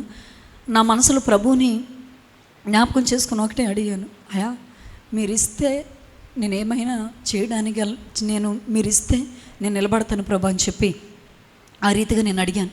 అడిగిన తర్వాత అప్పుడు నా ప్రభు చూపిస్తున్న ఒక దృశ్యం, నా యోబుని చూసావా, 10 మంది పిల్లలు చనిపోయిన యోబు నన్ను ఎక్కడ వదిలిపెట్టలేదని ఒక మాట నాతో మాట్లాడుతున్నట్లుగా ప్రభు నన్ను ప్రేరేపిస్తున్నప్పుడు నేను ఒకటే నమ్మాను, అయ్యా పిల్లలు ఉంటే సేవ కదయ్యా, వాళ్ళు లేకపోయినా నేను సేవ చేస్తాను, ఏది జరిగినా నీ చిత్తమే జరిగించండి అని చెప్పి థియేటర్లోకి నన్ను తీసుకొని వెళ్ళారు. పెద్ద ఆపరేషన్ చేశారు. 4 కేజీలు బాబు చనిపోయి నాకు తీశారండి బయటికి. బాబు 4 కేజీలు పుట్టారు. ఎలా చనిపోయారని డాక్టర్ని అడిగితే, తల్లి పేగు బిడ్డ హార్ట్కి ఇక్కడ గుండెకి మూడేసుకోవడం వల్ల ఊపిరాడక చనిపోయారని చెప్పారండి. అలా అయిపోయిన తర్వాత ఇక సునీల్ గారికి అప్పచెప్పారు. ఇద్దరిని నేను చూడలేదండి. అలా అయిపోయిన తర్వాత 9 రోజులు నేను హాస్పిటల్లోనే ఉన్నాను. అయితే ఇంకో జరిగిన విషయం ఏంటంటే, అప్పటికే అమ్మ పిల్లలు చనిపోయారని, నాన్నగారు కూడా చనిపోయారని చెప్పి అమ్మ మానసికంగా ఒక ఒత్తిడికి గురి చెందారు. హాస్పిటల్కి తీసుకెళ్తే, మీ అమ్మగారికి బ్రెయిన్లో నరాలు వాసిపోతున్నాయి, అయితే సడన్గా ఏమన్నా చెప్తే ఈవిడి పిచ్చిదైపోద్దండి అని చెప్పారు అమ్మ కోసం. నాకేమీ చెప్పలేని పరిస్థితులు. అయితే నేను ఇంటికి వచ్చేసాను. చుట్టుపక్కల అన్నిలు అందరూ నా దగ్గరికి వచ్చి మాట్లాడుతున్న విషయం, మీరు యేసుక్రీస్తుని నమ్ముకున్నారు కదా, మీ దేవుడు మీకు ఏం చేయట్లేదేంటి అని అన్నారు. ఏం చేయకపోయినా పర్లేదండి, నాకు ఆ దేవుడు కావాలి అని చెప్పి నేను అంటే, ఒక ఆవిడ అంది, ఇంకా దేవుడని పట్టుకుంటావేంటమ్మా అని అంటే, మీరు అలా మాట్లాడకండి, నా దేవుడు ఏమైనా చేస్తాడండి, నేను బ్రతికున్నానంటే అది కేవలం ఆ ప్రభు కృపేనే అంటే. డాక్టర్లు ఏం చెప్పారంటే, బేబీ చనిపోయి 2 days అయిపోయిందంట. అయితే లోపల చనిపోయి 2 రోజులు అయిపోయింది, పాయిజన్ కింద తయారవుతుందంట బేబీ. ఇప్పుడు ఈ అమ్మాయి నొప్పులు వచ్చి రాకపోతే తల్లి కూడా చనిపోయేదండి అని చెప్పారు. దేవుడు ఆ రీతిగా నన్ను కాపాడాడండి నేను చెప్పాను. అట్లా అయిపోయింది. నెలలు గడిచిపోయినాయి. తిరిగి నేను మళ్ళీ పరిచయ నిమిత్తం ఏజెన్సీ వెళ్ళిపోయానండి.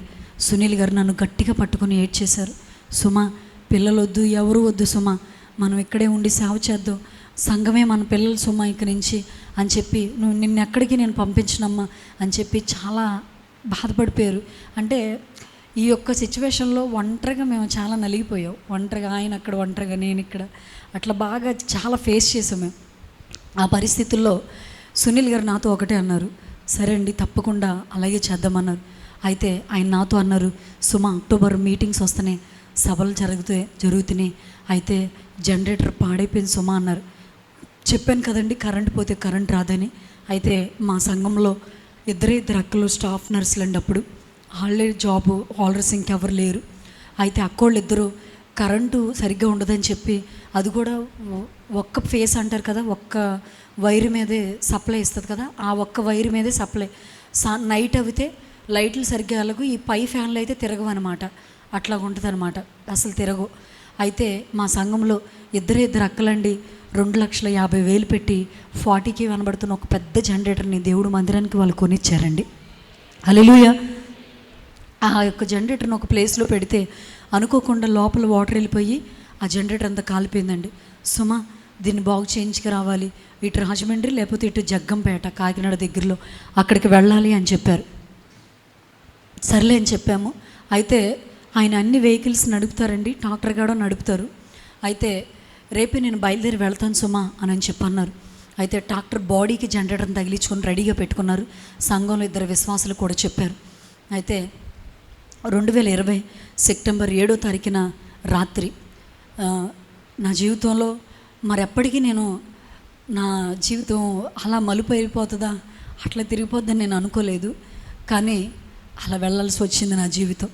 అయితే ఆ రాత్రి 7 గంటలకు ఆ సమయంలో మేమిద్దరం భోజనం చేస్తున్నాం. కరెంట్ లేదు, ఛార్జింగ్ లైట్లు కూడా లేవు. చిన్న క్యాండిల్ పెట్టుకొని మేము భోజనం చేస్తున్నాం. అయిపోయింది, ప్రే చేసుకొని పడుకుందాం అనేసరికి సుమా నాకు చర్చిలో పడుకోవాలనిపిస్తుంది అన్నారు. సర్లేని చెప్పి చర్చిలోకి వెళ్ళాం, పడుకున్న తర్వాత ఆయన నాకన్నా పొద్దున్నే లెగిసిపోయారు. అయితే ఎందుకంటే అక్కడ చలి ఎక్కువ ఉంటుందండి, చలి వర్షమైనా సరే ఎక్కువగా ఉంటుంది. నేను లెగలేకపోయేదాన్ని, నా బాడీ పెయిన్స్ అప్పటికి ఇంకా తగ్గలేదు. అట్లా ఉంటుండగా ఆయన ముందుగా లెగిసిపోయి స్నానం చేసి సుమా లెగు, కాఫీ పెట్టు, నేను బయలుదేరి వెళ్తాను అన్నారు. సర్లేని చెప్పి ఆ రాత్రి ఆయన నన్ను అడిగిన కొన్ని ప్రశ్నలు ఉన్నాయి. అవేంటంటే, సుమా నేను లేకపోయినా సేవ చేస్తావా అని అన్నారు. అదేంటండి అలా మాట్లాడుతున్నారు అంటే నేను లేకపోయినా ఇక్కడ ఉంటావా అని అడిగారు. చెప్పాను కదండి ఉంటానని అన్నాను. అప్పుడు ఆయన అన్నారు, సుమా ఈ మాట బాగా గుర్తుపెట్టుకో, నేను ఉన్నా లేకపోయినా దేవుని కోసమే సేవ చేయి, విశ్వాసుల్ని ప్రేమించు, ప్రేమను పంచు, వాళ్ళ అమాయకులు సుమా, వాళ్ళకి ఏమీ తెలియదు అని చెప్పి ఇలా మాట్లాడుతూ ఉండేవారు. అలా మాట్లాడకండి నాకు భయం వేస్తుంది అని చెప్పి అన్నాను. ఏం కాదమ్మా ప్రార్థన చేసుకుందాం అని చెప్పి ఆ రోజు పడుకున్నాం, లెగిసాము. ఆయన స్నానం చేసి వచ్చారు, నేను కాఫీ పెట్టేసి ఇచ్చాను. ఇచ్చేసిన తర్వాత ఆయన జనరేటర్ని తీసుకొని ట్రాక్టర్ని తగిలించుకొని వెళుతున్నారు. 2 విశ్వాసులు తీసుకొని, అబ్బాయిలను 2 తీసుకొని వెళ్ళిన తర్వాత జగ్గంపేట వెళ్ళి అక్కడ జనరేటర్ని పెట్టేసి 2 రోజులు పోయిన తర్వాత రమ్మని చెప్పారంట. అక్కడ పెట్టేసి వచ్చేస్తున్నారు. ఆయన దగ్గర ఫోన్ ఉండేది, నా దగ్గర ఫోన్ లేదు. అప్పటికి మాకు సిగ్నల్ రాలేదండి, కొండెక్కాలి. నాకు అప్పటికి ఈ మరణాల వల్ల సంఘంతో అంత దగ్గరగా లేకపోయాను, ఒక్కరితో కూడా అంత అటాచ్మెంట్ లేదు నాకు. ఆ పరిస్థితుల్లో అక్కడ జరిగిన విషయం ఏంటంటే, నేను అప్పుడే చిన్నపిల్లలకి ఆ వర్క్ CBC క్లాసుల కోసం కొన్ని వర్కులు నేర్పిస్తూ పిల్లల్ని పంపించేసి అప్పుడే ఇంట్లోకి వెళ్ళాను. మా ఇల్లు రోడ్డు పక్కన మెట్ల మీదే. అలా కూర్చొని అప్పుడే లోపలికి వెళ్ళేసరికి వర్షం పడుతుంది. ఒక అబ్బాయి వచ్చాడు, బండి మీద వచ్చి అమ్మగారు అమ్మగారు అని పిలిచారు. ఎవరని చెప్పి నేను బయటకు వచ్చేసరికి అమ్మగారు సునీల్ అయ్య గారు అని అన్నాడు. అంతే. లేరు నాన్న, ఇట్లా వెళ్ళారు వస్తారు అని అంటే, కాదమ్మగారు ఒక మాట, ఏంటి నాన్న చెప్పండి అన్న అనేసరికి, మరే సునీల్ అయ్య గారు జనరేటర్ తీసుకెళ్ళారు కదా అమ్మగారు, అది పెట్టేసి వచ్చేస్తున్నారు అమ్మగారు. వచ్చేస్తుండగా మన ఊరు చివర 10 కిలోమీటర్లో టేకులూరు అనే ప్రాంతం దగ్గర అయ్యగారు వస్తున్న ట్రాక్టర్ లోయలో పడిపోయింది అమ్మగారు అని చెప్పాడు. అనేసరికి నాకేం అర్థం కాలేదండి. ఆ అబ్బాయి చెప్పేసి వెళ్ళిపోయాడు. కానీ నేను మాత్రం రోడ్డు మీద నిలబడిపోయాను, ఏమీ మాట్లాడతలేదు. అబ్బాయి ఒక్క మాటే చెప్పాడు. ఏమన్నాడంటే, సునీల్ గారు కనపడట్లేదండి, 2 అబ్బాయిలు కూర్చొని ఏడుస్తున్నాడండి అన్నారు. ఇంకా నాకు నోట్లో మాట కూడా రావట్లేదు. అయితే ఎవరిని పిలవాలో ఏం చేయాలో అర్థం కావట్లా, కాళ్ళు చేతులు వణికిపోతున్నాయి. ఫోన్ లేదు, నాన్న వాళ్ళు నాకు అక్కడ ఎవరు లేరు. కానీ అక్కడ చూస్తున్న ఆ విషయం తెలిసిన వాళ్ళు కొంతమంది వచ్చారు, నన్ను ఆటోలో ఎక్కించుకొని తీసుకొని వెళ్తున్న తర్వాత అక్కడికి నేను వెళ్ళిపోయిన తర్వాత కృపన్న అని చెప్పి మా సంఘంలో సునీల్ అయ్య గారితో బాగా దగ్గరగా ఉంటాడు. మా సంఘంలో అన్న ఎక్కువగా సహాయం చేస్తూ ఉంటారు ప్రభువుకి. అన్న ఎదురుపడ్డారు, నాకు మంచినీళ్ళు తేవాలన్నా కూరగాయలు తేవాలన్నా అన్నయ్య తెస్తారు. అన్నం చూసేసరికి కొంచెం ధైర్యం వచ్చి ఆటో ఆపండి అని చెప్పి ఆగాను. అన్న ఆయనకి యాక్సిడెంట్ అయిపోయిందంట, ఎలా ఉన్నారు ఏంటో భయం వేస్తుంది రండి అన్న అని అన్నాను.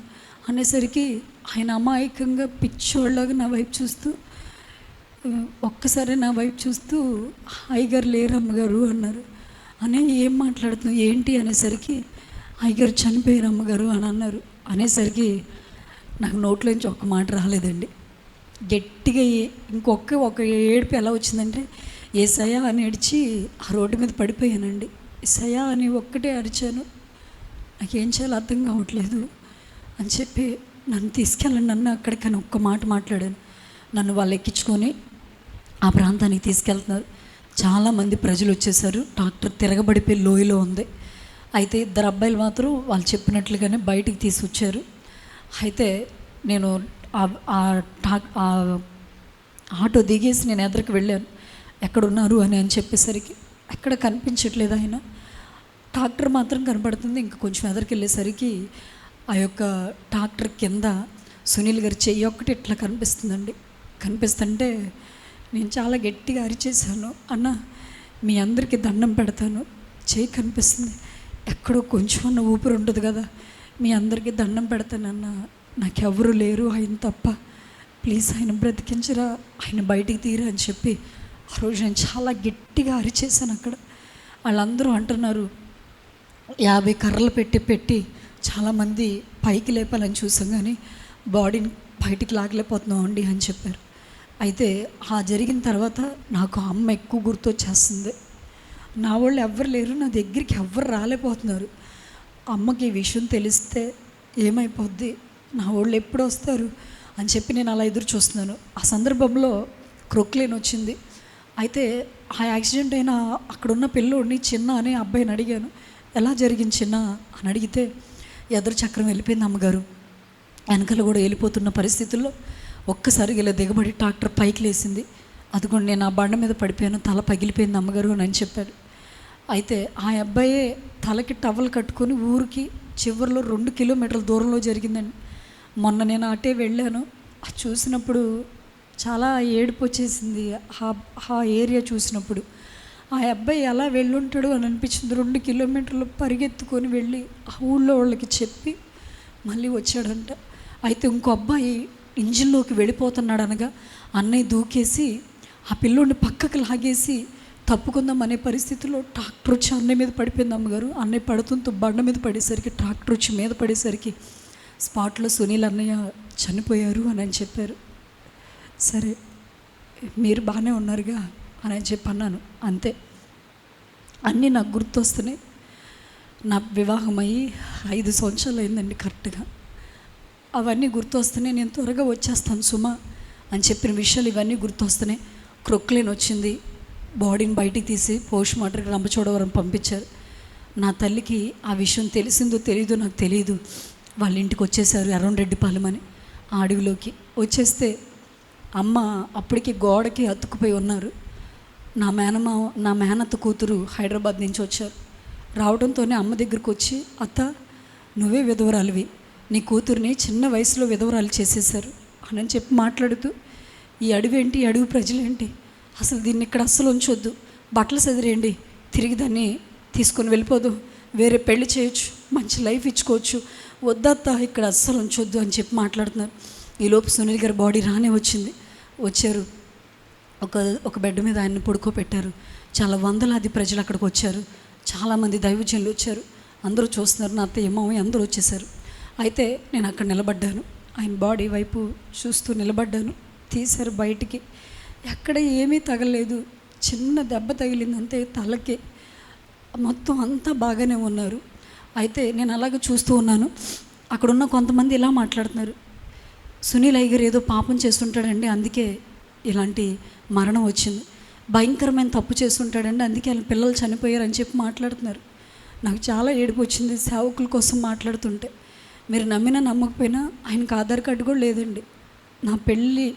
నా పెళ్ళైన తర్వాత మేము పెట్టుకోలేదు, దానికి అంత ఇంట్రెస్ట్ చూపించలేదు. ఒక ఆధార్ కార్డు కానీ బ్యాంక్ అకౌంట్ కానీ మాకంటూ వెనకాల ఇది ఉందని చెప్పడానికి ఏమీ లేదు. కానీ దేవుని కోసం చాలా చేశారు.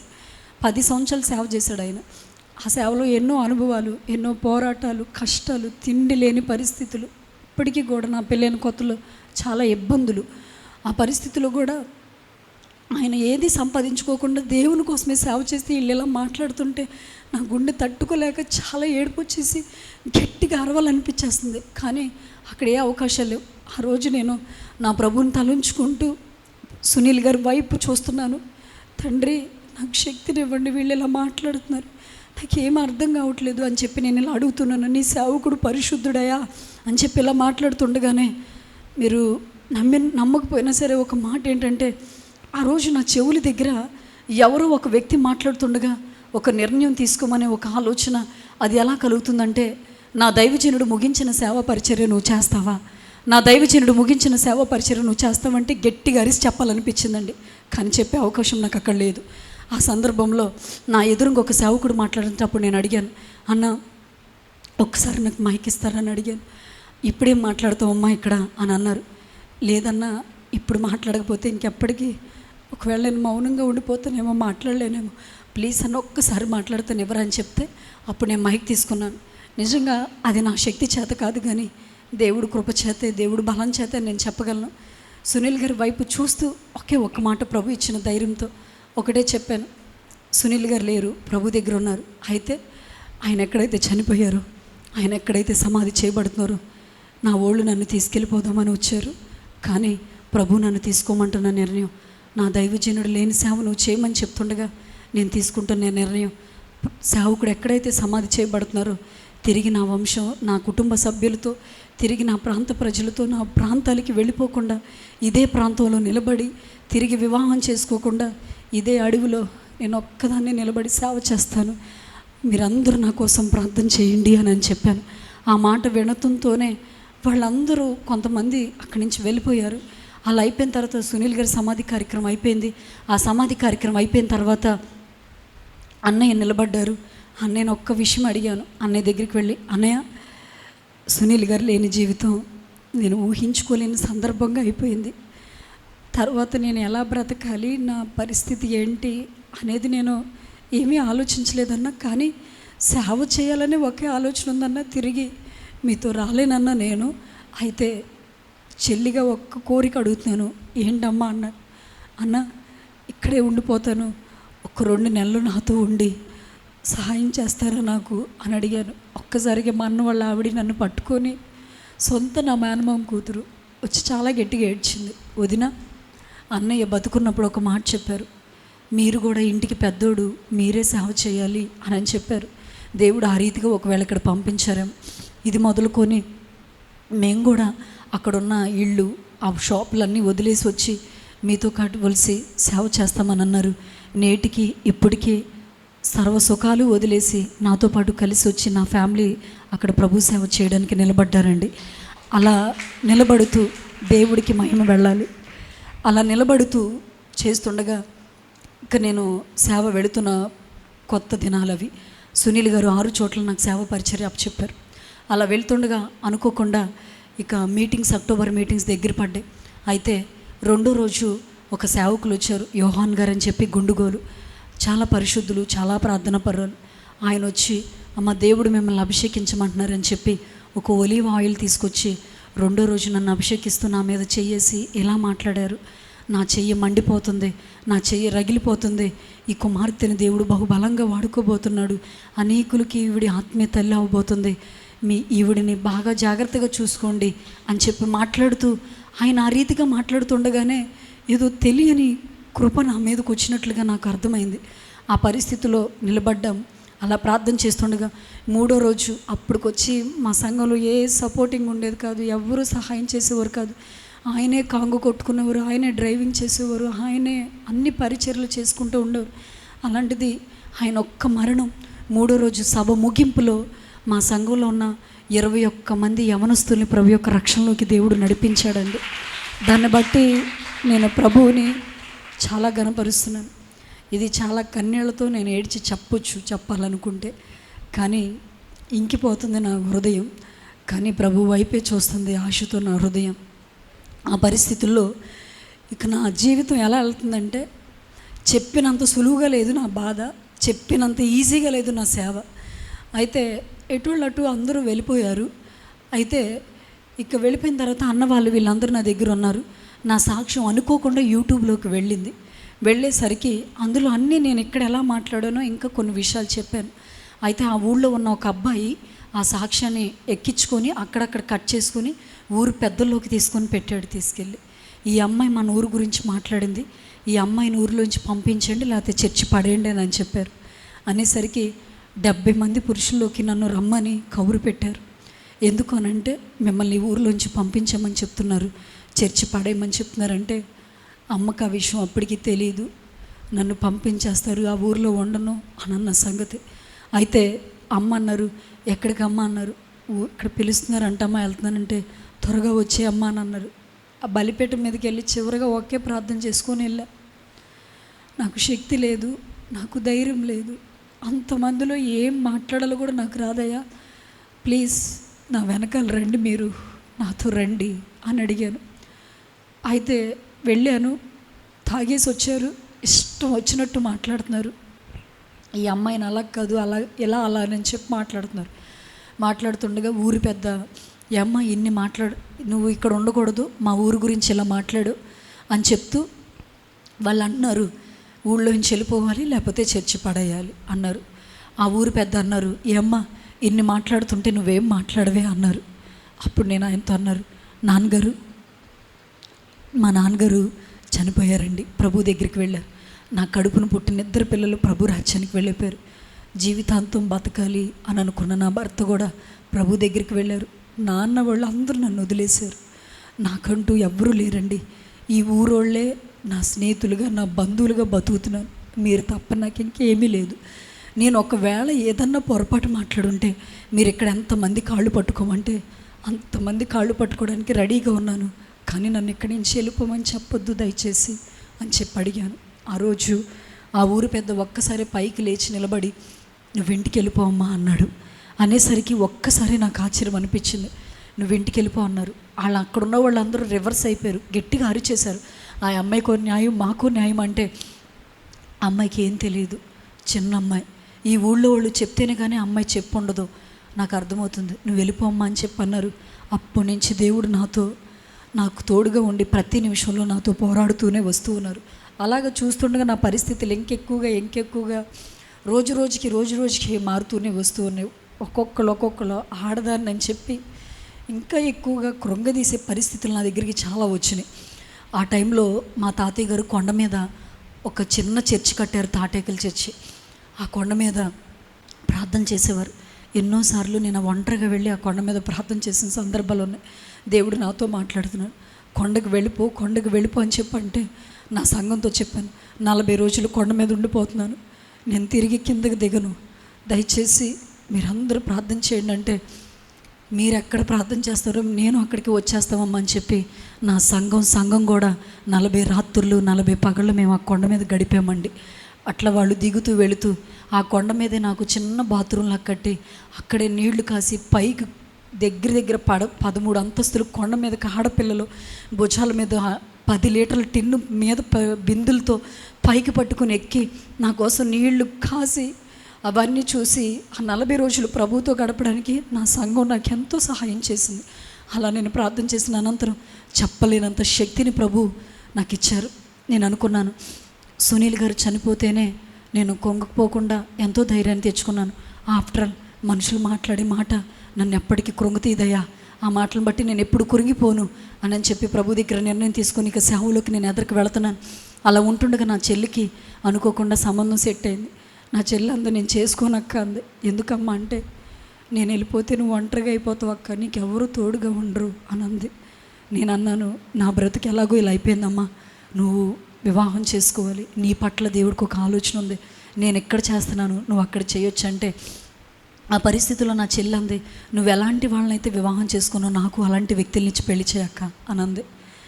ఎక్కడి నుంచి తేను ఎవరి దగ్గరికి వెళ్ళాలో నాకు అర్థం కాలేదు. కానీ అలా ప్రార్థన చేస్తుండగా దేవుడు కొంతమందిని ప్రేరేపించి, రూపాయి కట్నం లేకుండా అబ్బాయి సాఫ్ట్వేర్ ఇంజనీరింగ్ అయితే ప్రభు నిమిత్తము ఒక సేవకులు కొడుకే సాఫ్ట్వేర్ ఇంజనీరింగ్ హైదరాబాద్లో ఉన్నాడు. దేవుడు పిలిస్తే ఆ యొక్క ఉద్యోగాన్ని వదిలేసి ప్రభు సేవకి సమర్పించుకున్నాడు. అనుకోకుండా అతను మా చెల్లిని చూడటం, ఆ రీతిగా రూపాయి కట్నాలు ఏమీ లేకుండా నా చెల్లికి కైకలూరు అనే ప్రాంతంలో ఒక మంచి సేవా పరిచర్యకి కలిగి ఉన్న ఒక గొప్ప దైవజనుడికి నా చెల్లినిచ్చే వివాహం జరిగిందండి. అట్లా అనుకోకుండానే చెప్పిన మాటలన్నీ అలా వెళ్ళిపోతున్నాయి. మా పరిస్థితులు అలా వెళుతూనే ఉన్నాయి. దేవుడు ఈనాటికి కూడా అలా చేసుకుంటూ వెళుతున్నాడు. అలా వెళుతుండగా ఇంక అక్కడ ఉన్న వాళ్ళందరూ కూడా ఎప్పుడు దొరుకుతానా, ఎప్పుడు పట్టుకుందామా, ఎప్పుడు ఏం చేద్దామని చెప్పి కొన్ని పోరాటాలు. అటు ఫ్యామిలీ పరంగా ఇవన్నీ చేస్తుండగా మొత్తానికి సునీల్ గారు తరపునున్న ఫ్యామిలీస్ అన్నీ నన్ను వదిలేశారండి. అంటే వాళ్ళన్న మాట ఒకటే, మా వాడు లేడమ్మా, ఇక నీతో మాకు ఈ సంబంధాలు వద్దు అని అనేశారు. నేనేమీ చెప్పుకోలేకపోయాను. ఇంకా పరిస్థితిలో ఇప్పుడు అడవిలో ఉన్నామని మమ్మల్ని ఎవరు పట్టించుకోవట్లేదండి. అలా వచ్చిన తర్వాత అడవిలో చాలా కష్టాలు, చాలా పరిస్థితులు ఎదుర్కొన్నాం. నా అన్నకి అడవిలోకి వచ్చిన తర్వాత అక్కడ ఉంటున్న పరిస్థితి వల్ల పెళ్ళై 9 సంవత్సరాలు కూడా గర్భం లేదు. కానీ ఎంతో ప్రార్థన చేయగా దేవుడు గర్భాన్ని ఇస్తే ఇప్పుడు దేవుని మహాకృపను బట్టి 9 సంవత్సరాల తర్వాత ఒక శ్రేష్టమైన కుమార్తెని దేవుడు మా యొక్క అన్నయ్యకి, మా మరదలకి దేవుడు ఇచ్చాడండి. అలా ప్రతి అవసరాన్ని దేవుడు తీర్చుకుంటూ వెళుతున్నాడు.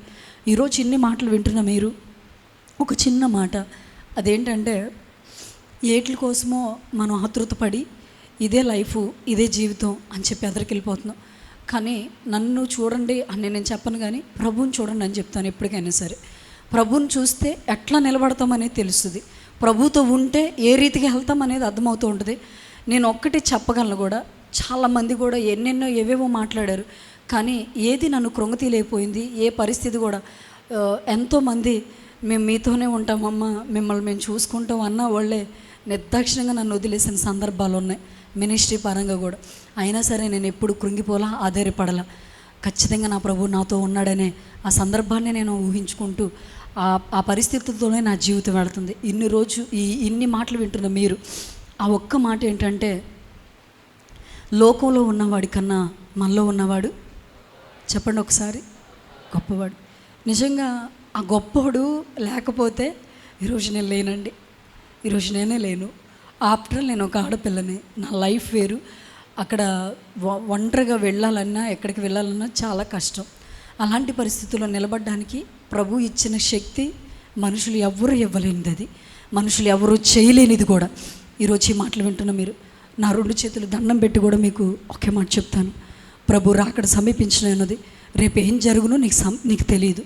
ఇంకా ఏవేవో వాటి కోసం నువ్వు ఆతృత పడుతున్నావు నాకు తెలియదు, కానీ సమయం ఆసన్నమై ఉన్నది. అందుకే ప్రకటనలో ఒక మాట ఉండదు, సమయం సమీపించిన ఉన్నదంట. మనం అనుకుంటాం ఇంకా సమయం ఉందిలే అనుకుంటాం, కానీ ఎప్పుడు ఏ గడి వస్తుందో ఎవరికి తెలియదు. కానీ ఇన్ని పరిస్థితుల్లో కూడా నిలబడడానికి ప్రభు ఎంతో కృప చూపించారు. నా చివరి ఆశయం ఒకటే ఉంది, అనేకులు అక్కడ సేవకులను తయారు చేయాలి. నా ముగింపులో అక్కడ అనేక మందిరాలు కట్టి ఆ యొక్క ఏజెన్సీ ప్రాంతాన్ని వెలుగుగా చేయాలి ప్రభు అని చెప్పి ఒకే ఒక ఆశ. దానికోసం నేను ఎంతో పోరాడుతున్నాను, ఎంతో ప్రార్థన చేస్తున్నాను. దాని వెనకాల ఎన్నో దురాత్మ శక్తులు కూడా పనిచేస్తున్న పరిస్థితులు. అయినా సరే నా ప్రభు శక్తికి ముందు ఏ శక్తి నిలవ చాలదు. అక్కడ దేవుడు ఆ రీతిగానే నడిపిస్తూనే ఉన్నారు. ఈరోజు ఈ మాటలు వింటున్న మీరు కూడా ప్రభు వస్తున్నారు, దేవునితో ఉండండి, దేవుని సేవకులతో ఉండండి, ఖచ్చితంగా ప్రభు కోసం నిలబడండి. దేవుడు ఆ కృపనిస్తాడు. అట్టి కృప మీకు మీ కుటుంబాలకి దేవుడు ఇచ్చి నడిపించును గాక. ఆమేన్. ఒక్కసారి లేచి నిలబడితే ఈ